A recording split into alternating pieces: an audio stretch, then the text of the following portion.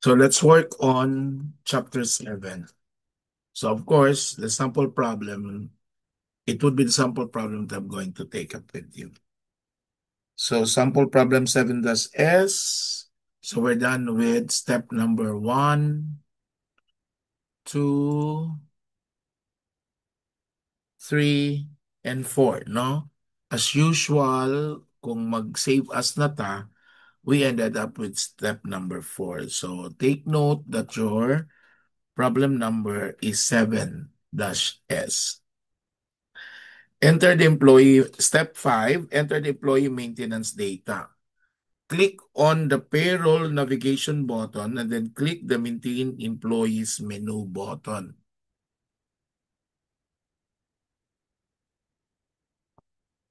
Click on the payroll and then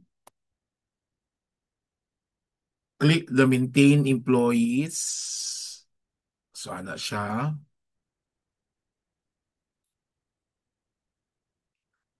And then enter the following employee maintenance data. First is we add new employee, which is Wenshaw Glenn. So, employee number, what is the employee number? So, assign employee number 160, and then Wenshaw Glenn,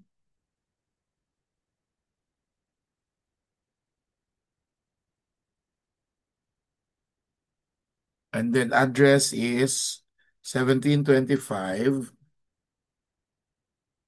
Bartel Drive,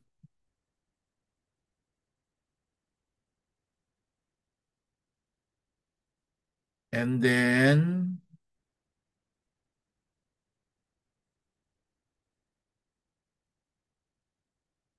Peoria, Illinois. So, ato sa bibutang,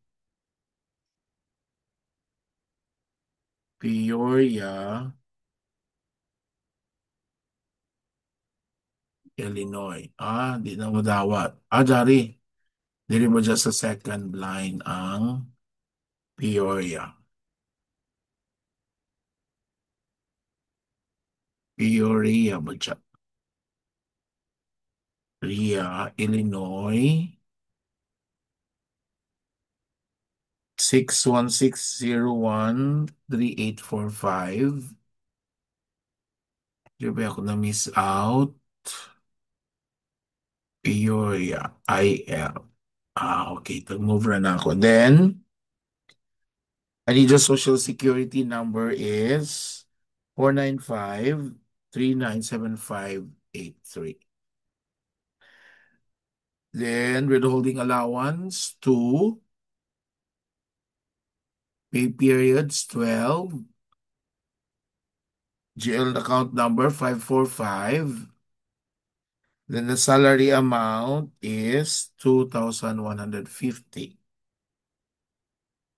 Salary amount, 2,150.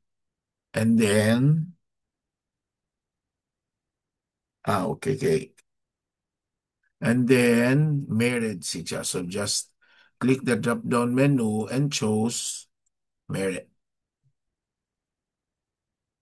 Then we're asked to change the marital status of Linda Benton to married and the number of withholding allowances to 2. So, Linda Benton, Jare. Ay, okay, record. Diyan ako maka-enter. Linda Benton, tab, kaya dapat we're told to it's a status to be married. So, click na to dire, diretso ta married. And ang ija ko no, withholding allowances should be 2. Benton Linda.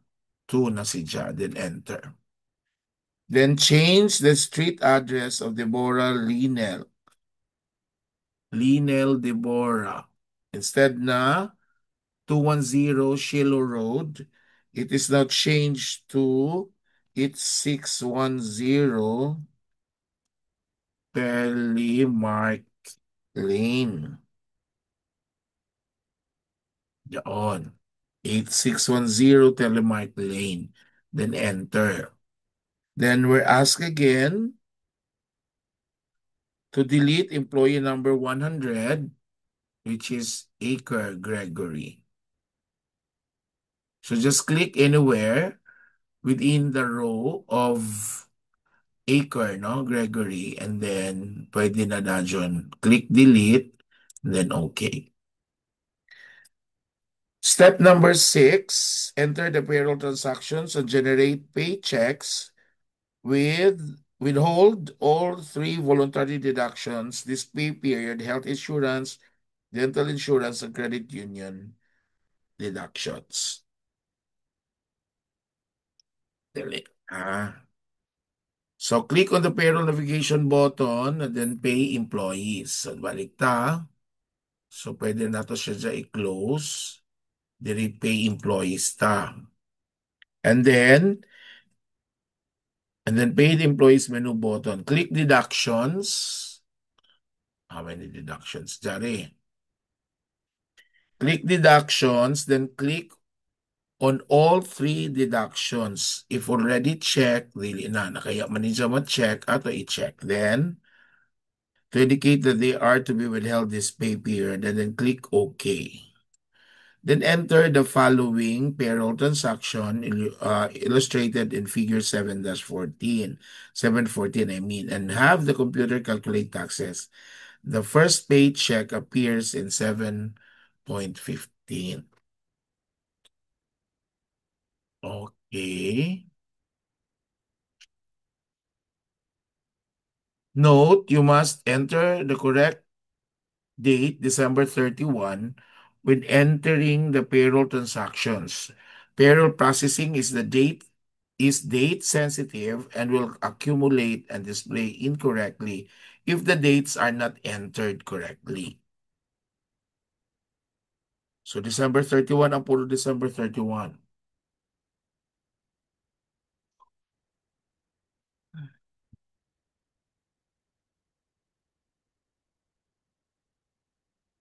Okay, we're going to look into if ato ba siya i-change.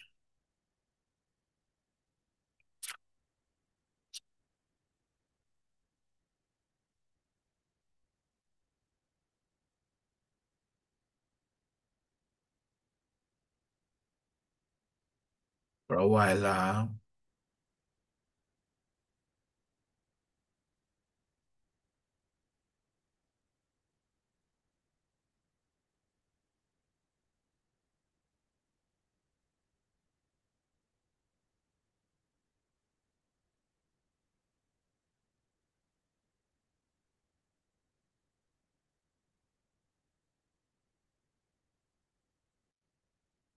isumpay, no? Ato siya sumpay kay because we have here October and November. So what we're going to do is for December.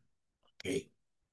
So 12, 31, 25. Then the employee is Benton Linda. So click na nato aton drop down menu and then check number 456, correct? And then regular hours. So hours kita dire magbutang instead na salary na 176. And then 1.5 times overtime. So OT is 1.5 times.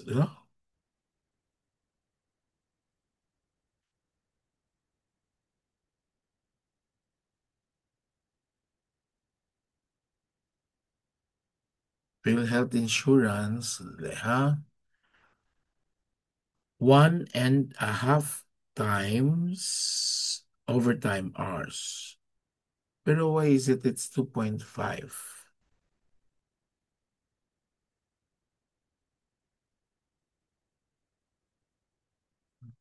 Sige. And then insurance, health insurance is 40. Health insurance, dari lang health insurance. 40 na kuno, then dental insurance is 24. Credit union is 25. Okay, let me check.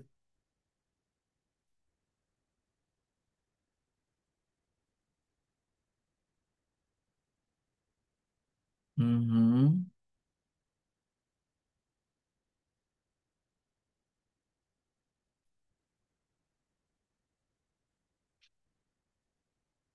I'm still checking, ah. Kadali lang natin.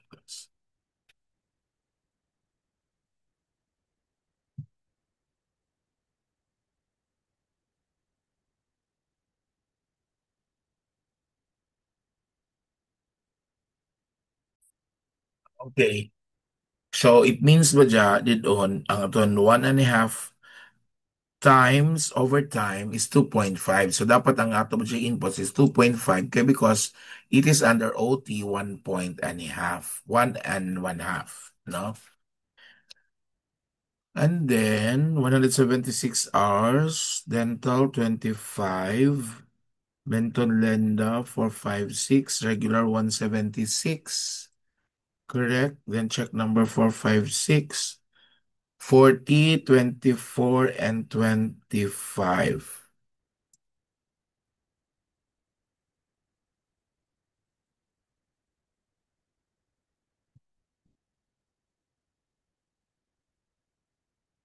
12P periods, 520, 11.75. Salary,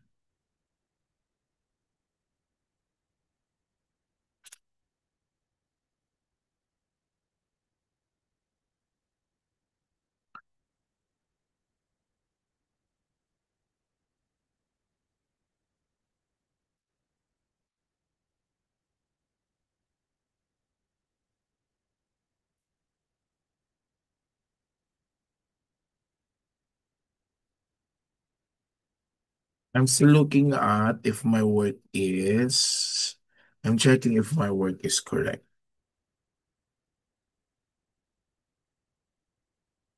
Mali lang. Ah, okay. Correct ba ba siya? Okay, next is, look, it should have been dated 12/31.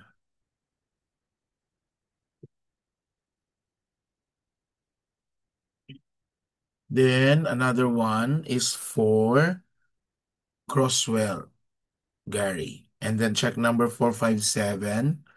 Regular hours is 164. And then health insurance is 40. And then 24 and 35 ang kang credit union ni Gary. No? And then, pwede ra, how to show aton ija mga taxes. Pwede ra, click calculate taxes. Then automatically, it would be prompted on the screen. Next is, yes, close. And then, same date, but it's for now Eric. Foley Eric. So, check number 458. Salary amount. So, aris is just a salary. 2270. And then, ang insurance is 45. Then, credit union is 80. Dental insurance is 18. And 50 ang ija. Credit union. Then, calculate taxes. Then, you have now the updated salary.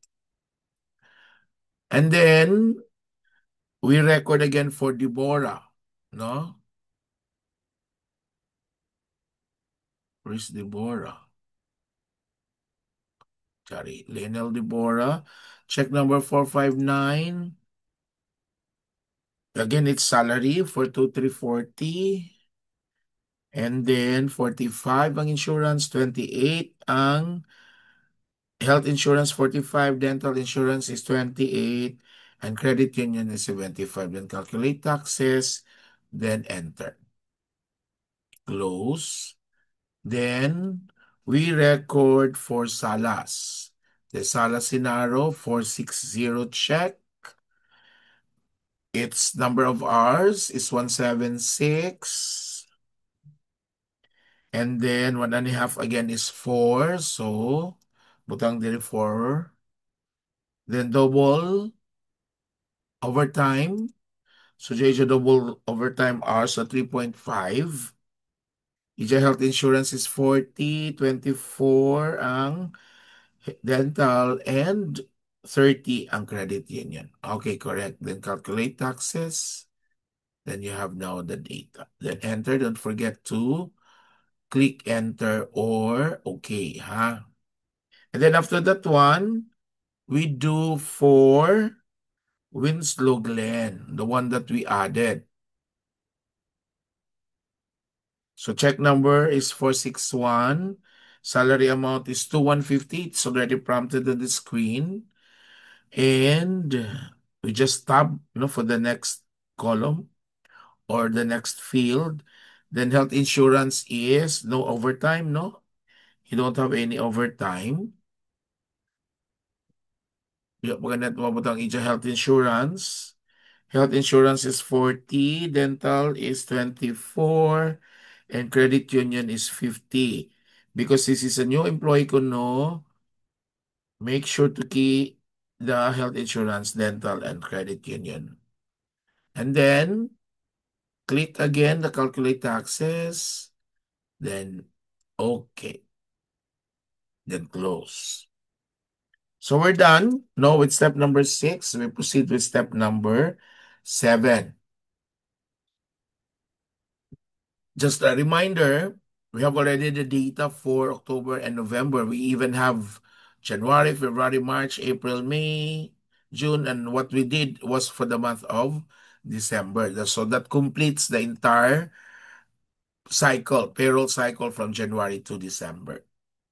So we don't have already check number 462, so we just leave it blank. Then we are asked to display the employee list. Click on the payroll navigation tool again. And then the payroll reports menu button. So payroll reports. Sari, i-click na to. Actually, diyan mo siguro dyan sa reports. Check na to diri ha. The same. Check na ako ha. Jari. The same. Diyan mo dyan gihapon diri. So pwede ra, diri sa navigation tool or diri sa taas ha. Sa taas aton reports and diri sa payroll ato sa navigation tool sa ubos sa left side. So, employee list, okay. And then you have there, is it the same on figure 7.16? Yeah, it is exactly the same. And then display the payroll report. So, ako na sabi close.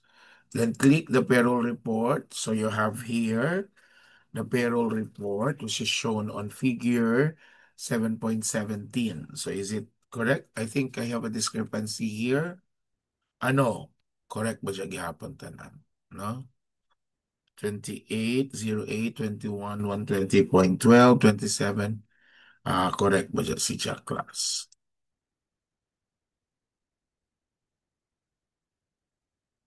937536241772291. Okay, correct si siya class.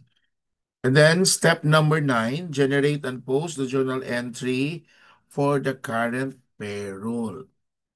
So, where are we going to go? Click on the payroll navigation again button. Delete ko, no? And then current payroll journal entry. This one. Ini. I-click. Then you are asked to generate the journal entry record, the current payroll. Then, of course, your answer would be yes. So you have there. So let me check it with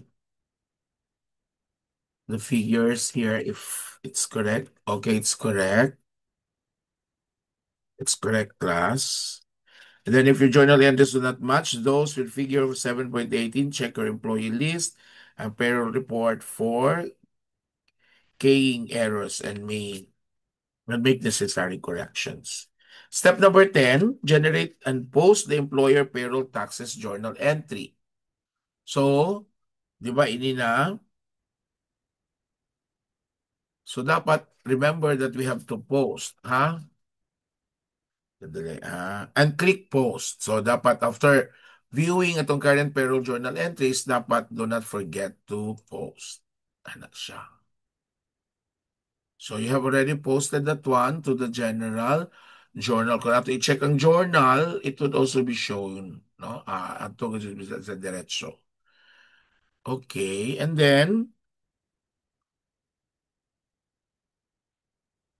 step number 10, generate and post the employer's payroll taxes journal entry. Click on the payroll navigation button again, dirita, and then ato i-click na sa employer payroll taxes journal entry. Generate, yes. So i-check na sab nato kung pareho pa kita ng entry. So pareho. So post. Okay, so we have already posted ang duha naton sa pay employer sana naton sa current payroll. So since we're done, we proceed to step number 11, display the payroll journal entries. So click on the payroll navigation button. So let me close this one. And then the payroll reports menu button. Dari. And then you have choose the journal options. Dari. Siguro amo ini. Okay. So, diyon makita nato ato nato tagpong post na duha ka buok, no? Sa step number 7 and ano? Step number 7, number 9 and step number 10 ato pag post. So, the same, no? Igora kibalit generate nato. Next is step 12, use check on the toolbar to check your work. So, ato i-check kung by error. So, errors found, 0. Generate a labor distribution graph. So, labor distribution graph. Jari. So, you have there the labor, then display the quarterly report. So, reports, then payroll, quarterly report. So, you have the quarterly report on taxable Social Security and taxable Medicare for the employees. So let me check if this is correct. Okay, this is correct. Next is step number 14. No, 14, we're done. To display the quarterly report. Step number 15, display the W2. W2 is here, no? Ito diri sa reports na si Ja. W2, and then i-check na sab nato i-compare the one that is on figure 7.23 if it's correct or not. Okay, all entries are correct. So then we will close them now. Then step number 16, save the data. So ito save. Then calculate the amount of savings over a given period of time. Advanced Consulting is considering purchasing land in a building based on, click on the tools kuno, dito ta diretso sa tools. So haman ini. From their cash to a savings account and contribute 1,008 into the monthly rate of 7.5. Then with the planning tools, auto planning. Amoniton. Window appears, click the savings planner. So jarita. And then when the planning tools window appears, click the savings planner tab with the ending savings balance option. Ending. Correct. Nakakuha na ba dyan? Naka-highlight na ending saving balance. Savings balance ba dyan?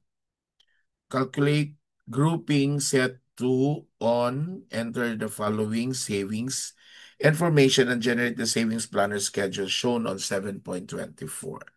Beginning savings. Again, ako ay highlight para diretso kita enter an amount without keying the decimal place. So, annual yield is 7.5%, automatic na siya. Number of months, 60. And then monthly contribution is 1,800. So you have the ending savings balance of 152,348 and 21 centavos.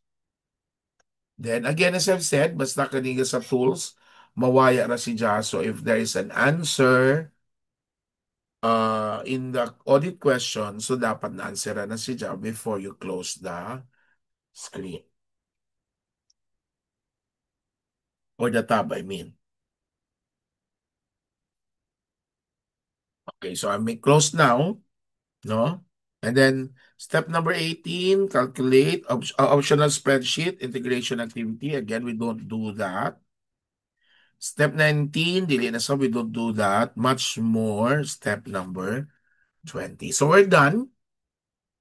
I hope that you will be watching my video first before you enter my class in BA3 because automatically after how many minutes do I have did I discuss this one, and the remaining time will be for you to hands-on, which is automatically answering the audit questions. So before joining my class, dapat you have already watched the video so that when you join the class, diretso-diretso na. So I am posting it now, no, para for those, and especially for those who will be joining my class at 12 to 1:30 na dapat join ang ilang video.